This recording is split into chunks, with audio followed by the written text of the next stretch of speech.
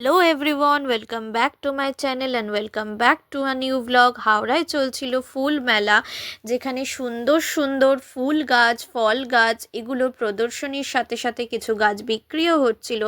বিভিন্ন জায়গার নার্সারি থেকে লোক এসেছিলেন এবং তারা বিক্রি করছিলেন। তাছাড়া ছিল প্রচুর খাবারের স্টল এবং সাংস্কৃতিক অনুষ্ঠান। এখানে সেদিন সানডে ছিল বলে প্রচুর ভিড় হয়েছিল। আমি শুধু এগুলো দেখি আর ভাবি এনারা কিভাবে করেন।